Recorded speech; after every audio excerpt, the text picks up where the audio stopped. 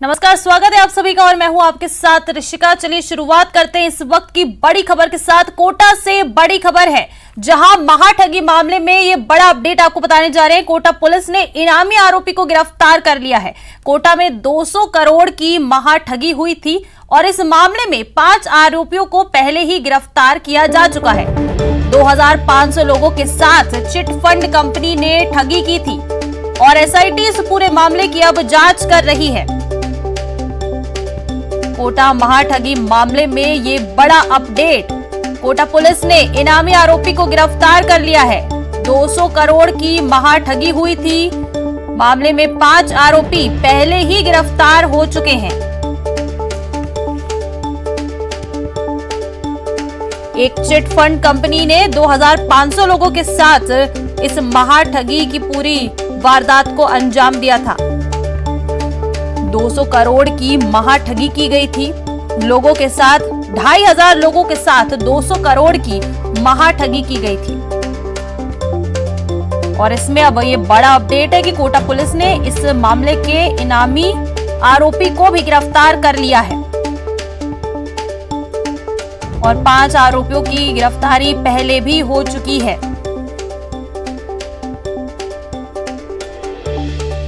बड़ी खबर इस वक्त की कोटा से ये आपको बता रहे हैं। कोटा महाठगी मामले में बड़ा अपडेट, पुलिस ने इनामी आरोपी को गिरफ्तार किया।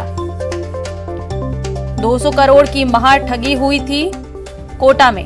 ज्यादा जानकारी के लिए बात करेंगे सहयोगी ओम प्रकाश से। ओम प्रकाश, क्या कुछ अपडेट है पूरे मामले में? महाठगी के आरोपी, इनामी आरोपी को भी पुलिस ने अब गिरफ्तार कर लिया है।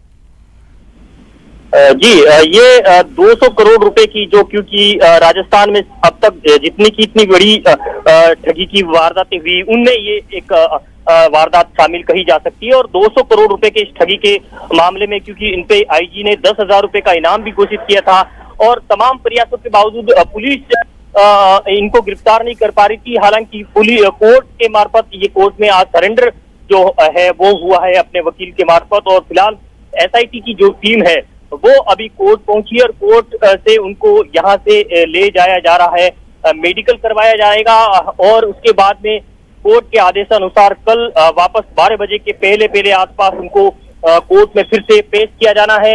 इनके वकील ने यहाँ से एक प्रार्थना पत्र पेश किया है कि इनके स्वास्थ्य का हवाला देते हुए कहा है कि इनकी स्वास्थ्य ठीक नहीं है, तो हर 24 घंटे में मेडिकल भी, स्वास्थ्य जांच भी इनकी करवाई जाएगी। कुल मिला के ये कहा जा सकता है कि जो कि देश के अलग अलग कोनों में ये लगातार फरारी काट रहा था और 10,000 रुपए का इस पे इनाम घोषित था। और इस मामले में 5 आरोपी हालांकि पहले ही गिरफ्तार हो गए थे, लेकिन हाड़ौती का ये सबसे बड़ा एक महाठगी की वारदात को, क्योंकि इसमें 2500 से आसपास जो पीड़ित है वो है। अभी करीब 100 मामले अभी तक दर्ज हो चुके हैं इस मामले में और 100 पीड़ित जो जिन्होंने गुमानपुरा थाने में मामला दर्ज करवाया। हालांकि सिटी एसपी केसर सिंह के नेतृत्व में जो एसआईटी की टीम है वो लगातार कार्रवाई करते हुए 5 आरोपियों को गिरफ्तार कर पहले ही जेल भिजवाया जा चुका है। उनको लगातार प्रोडक्शन वारंट पर फिर गिरफ्तार किया जा रहा है। लेकिन ये कहा जा सकता है कि सरेंडर होने के बाद अब जो एसआईटी की टीम को एक बड़ा जो बदमाश है जो फरार चल रहा था वो हाथ लगा है, और जब इनसे रिमांड लेंगे और जो कड़ी से जब पूछताछ की जाएगी तो निश्चित रूप से कई और चौंकाने वाले खुलासे हो सकते हैं। और ये एक इस तरह का मामला जिसमें चंद महीनों में, क्योंकि चलिए ओम प्रकाश, वाकई में एक बड़ा आरोपी आज पुलिस ने गिरफ्तार किया है कोटा पुलिस द्वारा। आपसे आपका शुक्रिया इस तमाम जानकारी के लिए।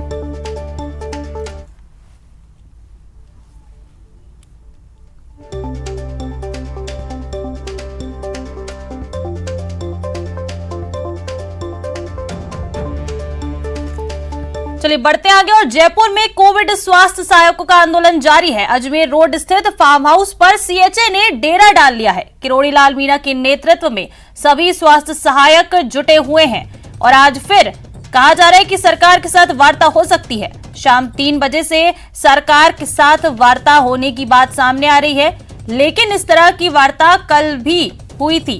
कल स्वास्थ्य सचिव से वार्ता हुई थी, लेकिन ये बेनतीजा रही और आज फिर से एक बार वार्ता होगी सीएचए की सरकार के साथ। उदयपुर में ये सीएचए का प्रोटेस्ट जारी है। अजमेर रोड स्थित फार्म हाउस पर सीएचए ने अपना डेरा डाल लिया है। किरोड़ीलाल मीणा के नेतृत्व में सभी स्वास्थ्य सहायक बड़ी संख्या में इस फार्म हाउस पर जुटे हुए हैं और आज एक बार फिर सरकार के साथ वार्ता हो सकती है। शाम 3 बजे से सरकार के साथ वार्ता होने की बात सामने आ रही है। कल भी स्वास्थ्य सचिव के साथ वार्ता हुई थी, लेकिन ये पूरी वार्ता बेनतीजा रही। आंदोलन कोविड सहायकों की संघर्ष समिति का है। पिछली बार भी जब 90 दिन तक लगातार बैठे रहे, सरकार ने वार्ता नहीं की। सरकार ने वार्ता की तो वादा खिलाफी की। आज सरकार की वादा खिलाफी के खिलाफ अगर कोई संगठन आएगा और पुलिस और लाठी के बल पर उस आंदोलन को दबाने की कोशिश की जाएगी तो प्रमुख प्रतिपक्ष के दल के रूप में हमारा कर्तव्य है कि हम उनकी आवाज़ बने। हम सरकार से आगाह करते हैं और किरोड़ीलाल जी ने कहा है कि वो तो मुख्यमंत्री जी का अभिनंदन करेंगे अगर वो सीएचए को नौकरी देने का ऐलान करे। इसमें कोई राजनीति नहीं, ये पेट की लड़ाई है, ये पेट की आग है, उन लोगों की आग है जिन्होंने वैश्विक महामारी कोरोना के अंदर मानवता की सेवा की थी। उस समय आदमी आदमी से मिलने से कतरा रहा था, ये संक्रमित लोगों के बीच में घूम रहे थे। सरकार ने संविदा कर्मियों को नियमित करने का वादा कर रखा है, जन घोषणा पत्र में कर रखा है। भारत जोड़ो यात्रा के अंदर पूरे देश के अंदर जो प्रचार हो रहा है बेरोजगारी का, उसमें उस बात में गहलोत साहब भी राहुल गांधी के साथ अपनी बात को मिला रहे हैं। सरकार वादा खिलाफी कर रही है। दिल्ली में गहलोत साहब भाषण देते हैं कि मोदी सरकार में बेरोजगारी बहुत है, बेकारी बहुत है, और खुद के राज्य में बेरोजगारी का जो आलम है वो आपको पता है, राजस्थान नंबर 2 पर है बेरोजगारी में। और रोजगार देना तो दूर की बात, इन 28,000 रोजगार संविदा कर्मियों का रोजगार ही छीन लिया। रोजगार देना तो बहुत बड़ी बात है। इसलिए अगर वास्तव में आप भारत जोड़ो यात्रा निकाल रहे हो, ढकोसला नहीं कर रहे हो, तो वो इनका मुख्य एजेंडा है बेरोजगारी, बेकारी। तो पहले गहलोत साहब, चूंकि आज तो वो पूरी कांग्रेस को चला रहे हैं, तो उनको पहले इस मुद्दे का समाधान करना चाहिए। राजस्थान के बेरोजगारों का जो ज्वलंत मुद्दा है उसका समाधान निकालना चाहिए। तो चलिए ज्यादा जानकारी के लिए अब चलते हैं सीधा हमारे सहयोगी सौरभ के साथ, जो इस वक्त हमारे साथ लाइव जुड़ चुके हैं। सौरभ से जानेंगे कि क्या कुछ तस्वीरें हैं इस वक्त वहां से। सीएचए का बड़ा धरना जारी है। सौरभ, क्या कुछ अपडेट है? कल भी ये धरना जारी था और आज भी बड़ी संख्या में सीएचए जो है ये फार्म हाउस पर डेरा डाल के बैठे हुए हैं।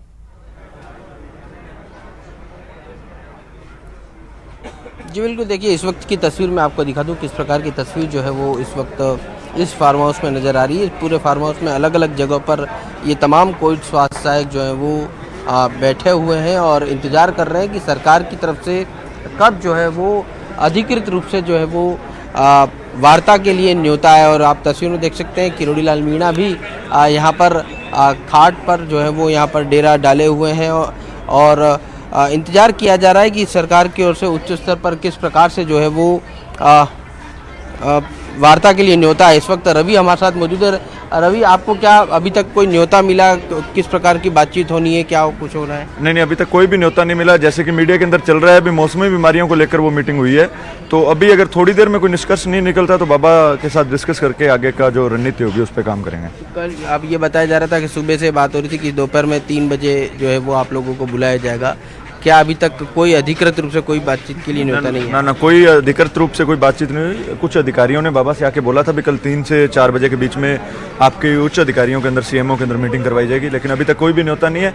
अगर सरकार जल्द ही इस संदर्भ में कोई फैसला नहीं लेती तो सीएचए व बाबा मिलकर अपनी आगे की रणनीति के ऊपर आगे बढ़ेंगे जयपुर की ओर।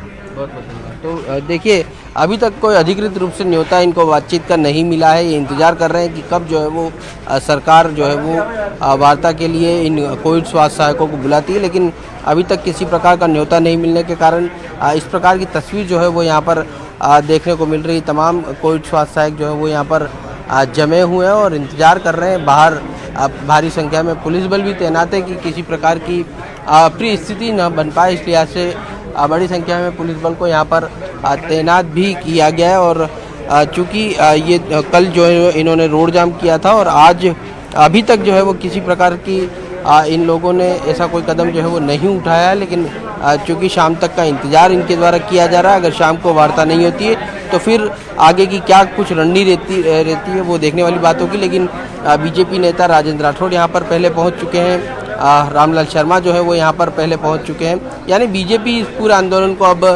साफ तौर पर अपना समर्थन देती हुई यहाँ पर नज़र आ रही है। लेकिन अभी तक चूँकि जिस प्रकार से कल वार्ता के लिए स्वास्थ्य सचिव से इनकी वार्ता हुई थी, तो अब दूसरी जो कल वार्ता विफल हुई, तो अब दूसरे दौर की वार्ता के लिए अभी तक इनके पास कोई अधिकृत रूप से न्योता नहीं आया है। जी सौरभ, कल भी वार्ता हुई थी और वो भी बेनतीजा रही, और आज भी एक बार फिर से ये कहा जा रहा है कि वार्ता होगी।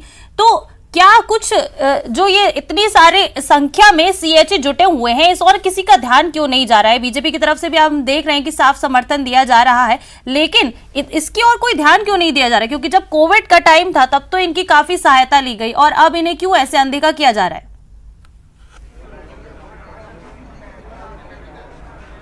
जी बिल्कुल, आपने बिल्कुल सही कहा। 31 मार्च को इनकी सेवाएं जो है वो समाप्त की गई थी, और 1 अप्रैल से लगातार ये आंदोलनरत हैं, और 3 महीने तो इन्होंने शहीद स्मारक पर धरना भी दिया है। और ये लगातार अलग अलग अपने क्षेत्रों में, जब धरना समाप्त हुआ उसके बाद अपने अपने क्षेत्रों में अपने जो जनप्रतिनिधि हैं उनसे मिले हैं। कांग्रेस के जनप्रतिनिधियों का इन्होंने विरोध भी किया है कि सरकार ने इनसे बातचीत की और इनके पक्ष में कुछ बातचीत जो है वो समाधान निकालने की बात कही, लेकिन अभी तक कोई भी निर्णय जो है वो सरकार नहीं ले पाई। इस लिहाज से कांग्रेस के तमाम नेताओं का इन्होंने विरोध भी जो है वो किया है। लेकिन अब चूंकि जिस प्रकार से किरोड़ी लाल मीणा का इनका नेतृत्व मिला है, इस लिहाज से अब ये तमाम कोविड स्वास्थ्य सहायक जो है वो उनके नेतृत्व में आगे बढ़ने की कोशिश जो है वो यहाँ पर करते हुए नजर आ रहे हैं। कल से जो है वो प्रदेश भर के सैकड़ों की संख्या में कोविड स्वास्थ्य सहायक जो है वो यहाँ पर जुटे हुए हैं, और अब ये आंदोलन आर पार की लड़ाई के रूप में देखा जा रहा है कि अगर सरकार इनकी बात नहीं मानती है तो ये लोग कुछ सख्त कदम भी जो है वो उठा सकते हैं। इस प्रकार की बात या तमाम कोविड स्वास्थ्य सहायक जो है वो यहाँ पर करते हुए नजर आ रहे हैं। लेकिन जिस प्रकार की वार्ता कल हुई है और इनकी जिस प्रकार की मांग है कि जब तक सरकार कोई समाधान नहीं निकाल पाती तब तक इनकी सेवा बहाली जो है वो कर दी जाए, लेकिन सरकार की ओर से भी अभी तक ऐसा कोई बयान भी सामने नहीं आया कि वो ये बता सके कि इनकी बातों पर विचार किया जा रहा है या फिर इनकी मांग जो है वो पूरी नहीं की जा सकती। तो दोनों ही बात जो है वो यहाँ पर नहीं की जा रही, और इसी के कड़ी में जो है वो ये लोग इंतजार कर रहे हैं कि अगर आज सरकार से बातचीत हो जाती है तो ठीक है, नहीं तो फिर ये अपने आंदोलन का अलग रूप जो है वो यहाँ पर देंगे। तो यहाँ पर जो है वो लगातार जो भीड़ है वो यहाँ पर बढ़ती हुई नज़र आ रही है, और यहाँ पर जो अन्य नेता है वो भी यहाँ पर आने की कोशिश जो है वो कर रहे हैं। लेकिन फिलहाल जो आप तस्वीर देख सकते हैं किस प्रकार से बड़ी संख्या में कोविड स्वास्थ्य सहायक जो है वो यहाँ पर जुटे हुए हैं, और कहा जा सकता है कि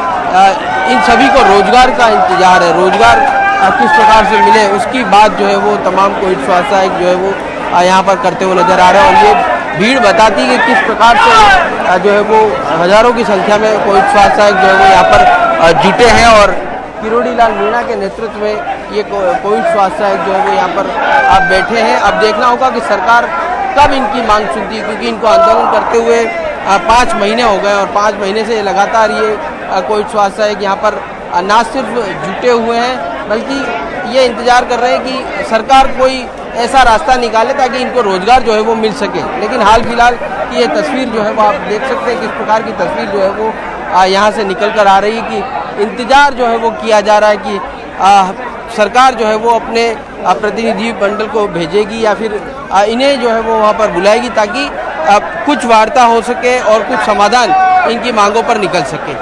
जी बिल्कुल सौरभ, इस मामले में आपसे हम लगातार अपडेट लेते रहेंगे और यही चाहेंगे कि स्वास्थ्य सहायकों को जल्द ही कुछ आश्वासन मिले। और अब बढ़ते हैं आगे, बात कर लेते हैं जयपुर की।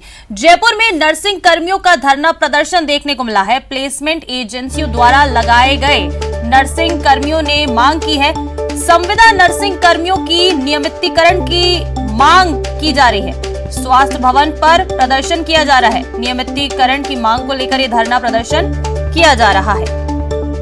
जयपुर से ये खबर बता रहे हैं आपको, जहां नर्सिंग कर्मियों का धरना प्रदर्शन देखने को मिला है। एक और सीएचए आंदोलनरत हैं और दूसरी तरफ नर्सिंग कर्मियों का भी अब धरना प्रदर्शन देखने को मिल रहा है। बढ़ते आगे और जयपुर में सरपंचों का धरना चौथे दिन भी जारी है। 36 सूत्री मांगों के समर्थन में सरपंच अपना आंदोलन कर रहे हैं। सरपंचों ने मंत्री के बंगले पर ही पंडाल में डेरा डाल रखा है। मंत्री के घर के बाहर पर रसोई बनाकर भोजन भी पका रहे हैं ये सरपंच। मंत्री राजेंद्र गुड़ा के सरकारी आवास पर सरपंचों का ये धरना जारी है। पंचायती राज ग्रामीण विकास विभाग राज्य मंत्री हैं राजेंद्र गुड़ा, जिनके आवास के बाहर इन सरपंचों का धरना चौथे दिन भी जारी है। अपनी 36 सूत्री मांगों को लेकर ये सरपंच जो है आंदोलनरत हैं और सरपंचों ने मंत्री के बंगले पर ही पंडाल बनाकर डेरा डाल रखा है। इतना ही नहीं, मंत्री के घर के बाहर पर रसोई बनाकर भोजन भी पका रहे हैं ये सरपंच।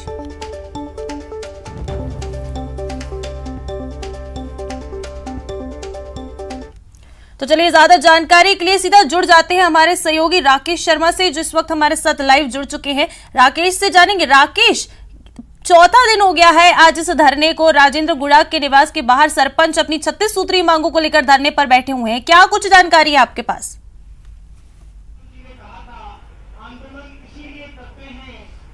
बिल्कुल, देखिए ऋषिका, चौथा दिन है। चौथे दिन से राजेंद्र गुड़ा जो मंत्री है पंचायती राज ग्रामीण विकास, उनके निवास के अंदर ये लॉन है और लॉन पर इनका धरना जारी है। हम दिखाना चाहेंगे ये जो सरपंच प्रतिनिधि हैं, जो जिला स्तर ब्लॉक स्तर पर सरपंच संघ का प्रतिनिधित्व करते हैं। हालांकि इनकी राज्य स्तर की जो कार्यकारिणी है वो भी भंग है, तो शीर्ष नेतृत्व अभी इनका यहाँ पर नहीं है, यानी बिना नेतृत्व के ही इनका ये आंदोलन यहाँ पर चल रहा है। इनकी मांगे हैं तो तमाम ये जिलों से, संभागों से, ब्लॉक से यहाँ पर आए हुए हैं। हम दिखाना चाहेंगे ये मंत्री राजेंद्र गुड़ा का निवास है। इसी निवास परिसर में यहाँ पर धरने पर बैठे हुए हैं। यहाँ सरपंचों के लिए बकायदा लंगर लगा हुआ है। लंगर में जो सभी तरह का भोजन यहाँ पर सरपंचों के लिए जो तैयार किया जा रहा है और यहीं पर चाय पानी, यानी यहाँ उठना रहना और बसना पिछले 4 दिनों से यहीं पर सरपंच जो है अपना डेरा डाले हुए हैं। यहाँ सरपंच संघ के जो लोग हैं उनसे हम बात करते हैं कि यहाँ ये जो आंदोलन चल रहा है, आखिर क्या बात है कि आपको सरकार के एक मंत्री के निवास पर ही धरना देना पड़ा? हमें मंत्री के निवास पर इस वजह धरना देना पड़ा, सरकार की तानाशाहियों की वजह से। जो सरकार की तानाशाही है वो हमें सरपंच को कहीं बैठने के लिए जगह नहीं दे रही है। हमने इस वजह से हमारे हुड्डा जी से बात कर हमने इस जगह को चयन किया है और हम यहाँ धरना इतने देते रहेंगे। जो हमारी कार्यकारिणी है उसके नेतृत्व में हम धरना दे रहे हैं और देते रहेंगे जब तक हमारी मांगे नहीं मानी जाएगी। बिल्कुल ऋषिका, जिस तरीके से पुलिस ने इनको पहले जब आंदोलन किया था तब खदेड़ा था, सरकार ने कहीं आंदोलन के लिए जगह नहीं दी, तो मंत्री के निवास पर इनको जगह मिली है, मंत्री ने पनाह दी है। आप बताएंगे किस तरह की समस्याएं हैं और इन समस्याओं पर संघर्ष आपने कितना किया और क्या आगे आपका संघर्ष है?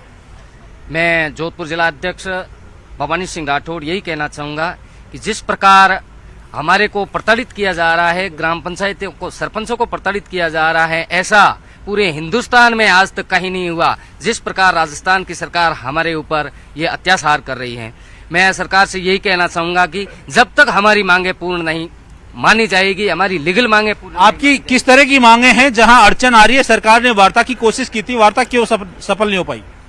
सरकार को बार बार निवेदन और आग्रह करने के बावजूद भी हमारे खिलाफ वादा खिलाफी कर रही है सरकार। तो ये हमारे लिए, सरपंच और गांव की सरकार के लिए बहुत दुर्भाग्य का समय है। जो सरकार है हमारे, कौन कौन से बिंदु हैं जिन पर सहमति नहीं बन पा रही है? 36 सूत्री मांग पत्र जो हमने दिया है उस पर अभी कोई भी अमल नहीं किया गया है, लिखित में कोई समझौता नहीं किया गया है। सरकार अगर हमारी मांगे नहीं मानी तो हम ईंट से ईंट बजा देंगे, क्योंकि गांव की सरकार है तो ही राज्य की सरकार होगी, नहीं उखाड़ के फेंक दिया जाएंगे। जय हिंद, जय भारत। बिल्कुल, यहाँ पर सरपंचों में कुछ नाराजगी है और वो जो सरकार के रवैये को लेकर के इनमें खासा आक्रोश है, जो ये मांग कर रहे हैं। आप कहाँ से आए हैं और क्यों आप यहाँ धरने पर बैठे हैं? मैं सेडूराम यादव, सरपंच ग्राम पंचायत मोहब्बतपुर, जिला उपाध्यक्ष। हम हमारी मांगे को लिए बैठे हैं। पंचायत राज मंत्री जो हमारे राज्य, जो पंचायत का जो राज्य मंत्री है, उनके यहाँ हम धरने पे बैठे हैं। पंचायत राज मंत्री जी के यहाँ हम धरना देके और हमारी मांगों को मनवाना चाह रहे हैं। और मैं अलवर जिले की तरफ से, पूरा अलवर जिला मेरा यहाँ है। अभी तो हम ब्लॉक अध्यक्ष, जिला अध्यक्ष और कुछ हमारे कार्यकारिणी के जो अध्यक्ष सारे आए हुए हैं और हम हमारे मांगों को मनवा के ही हम यहाँ से जाएंगे।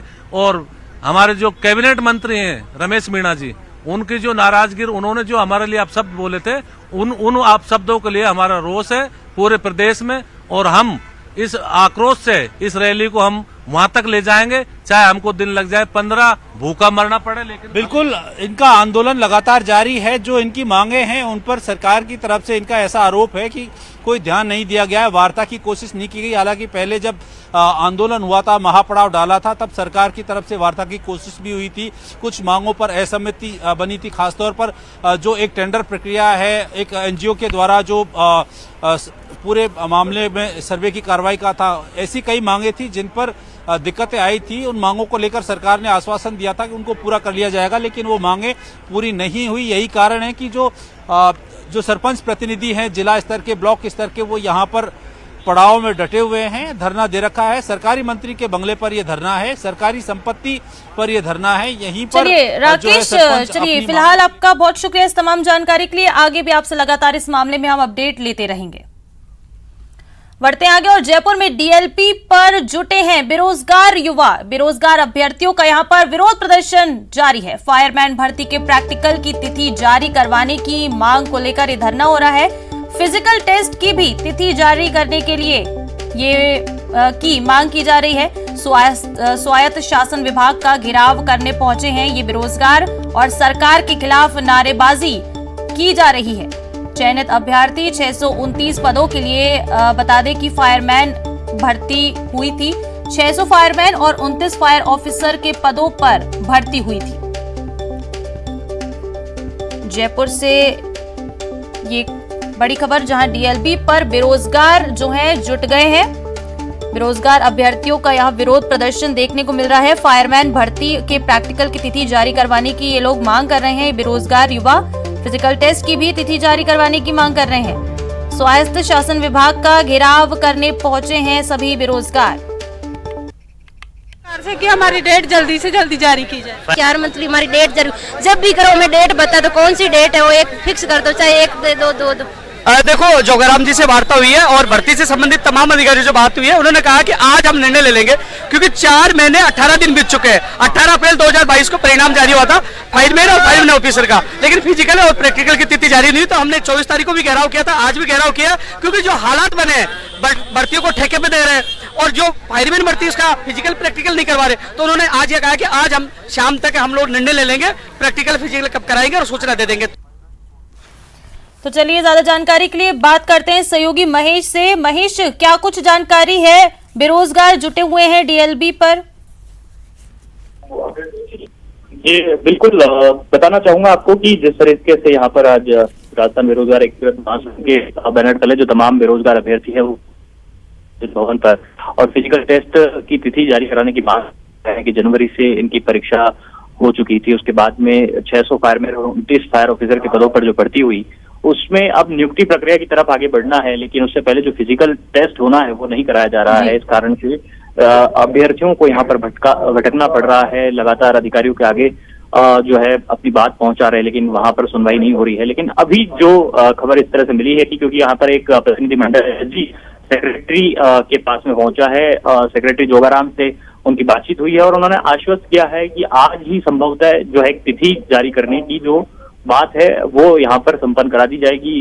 इस बारे में आज विभाग चर्चा करेगा और जो जल्द से जल्द जो तारीख है वो आज कल में तारीख जारी करने का जो ऐलान है वो कर दिया जाएगा। इसके बाद यहाँ पर अभ्यर्थियों ने धरना समाप्त कर दिया है। पुलिस प्रशासन भी लगातार गुंजाइश कर रहा था कि यहाँ पर आप भीड़ नहीं करें, व्यस्त मार्ग है और रोड पर इकट्ठे रहने से जो है वाहन चालकों को काफी समस्या का सामना यहाँ पर करना पड़ता है। नजदीक में सिविल लाइन फाटक पड़ता है, तो ऐसे में यहाँ से जो अभ्यर्थी हैं उनको यहाँ से खाली करवा दिया गया है।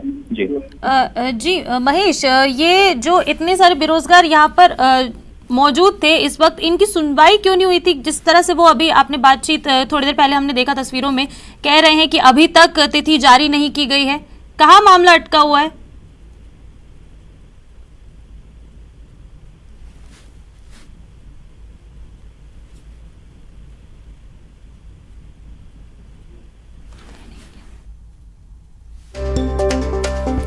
चलिए महेश, फिलहाल आपका बहुत शुक्रिया इस तमाम जानकारी के लिए।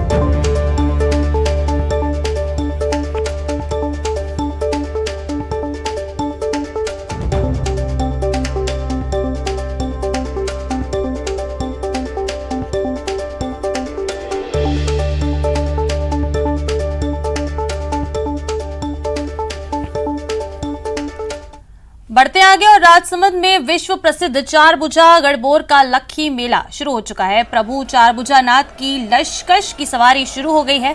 देश में सिर्फ गणबोर में निकाली जाती है लश्कश की सवारी। बंदूक, तलवार, गद्दा, चांद, भाला लेकर श्रद्धालु शामिल होते हैं। प्रभु के बाल स्वरूप को सवारी के रूप में कराया जा रहा है नगर का भ्रमण। दूध तलाई पर प्रभु को भक्त कराएंगे शाही स्नान और सोने की पालकी में स्नान करने जाते हैं। इस दौरान भगवान लौटते समय चांदी की पालकी में विराजित होकर भगवान वापस लौटते हैं। हजारों की तादाद में श्रद्धालु कस्बे में मौजूद रहते हैं। चलिए इस बुलेटिन में फिलहाल इतना ही। नमस्कार।